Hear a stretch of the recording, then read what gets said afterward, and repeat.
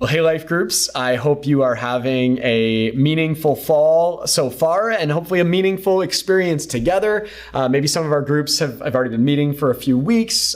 Some sometimes just get started, as the fall gets going. But wherever you're at, I hope you're already leaning into the significance of getting to share in life together, have people in your corner, and have a really neat place to kind of process and grow in faith together, as that is so kind of a heartbeat of our life groups. And frankly, especially in this season in our church, if you feel like you'd have space to invite anyone else to kind of join in on your group, this is a great time to do that. And we always have folks that are looking to find some connection. So if that's you, you could check in with one of the pastors in your location or even reach out to me and we'd help make those connections.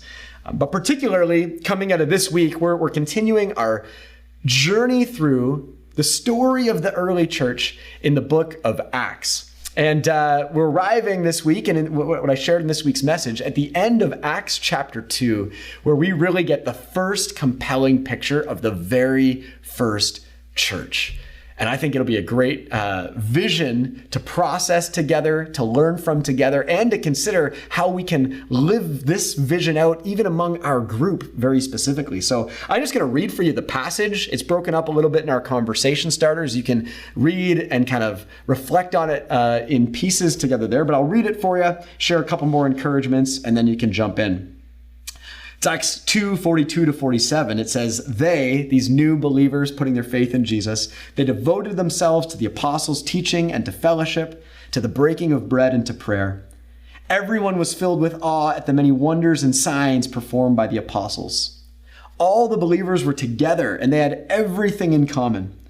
They sold property and possessions to give to anyone who had need. Every day they continued to meet together in the temple courts. They broke bread in their homes and ate together with glad and sincere hearts, praising God and enjoying the favor of all the people. And the Lord added to their number daily those who were being saved.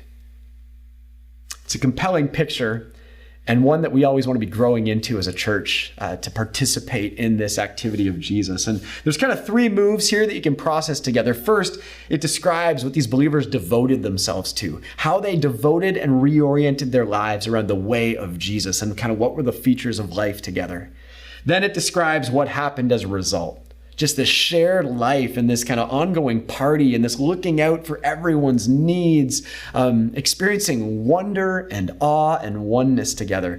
And talk about kind of what inspires you about that, or what would it mean to live more of that out, or how have you experienced some of that in your life or in our church? And then it ends by talking about how Jesus just kept adding people to the party, adding people to the community, because people were drawn to it and Jesus was drawing people to it, largely because of the all-in devotion of the believers. The power of this passage is seeing that lives devoted to Jesus participate in the power of saving the world, of what Jesus is up to. And that's what we want to be about together as a church. So process that together. I invite you to reflect on the question, what is your life most devoted to? And what would it look like to take a step of devotion towards Jesus? If we can all do more of that this week, I think we'll tap into more of this life that God has for us. So have a great conversation, have a great group experience together, have a great fall, and looking forward to seeing you again soon.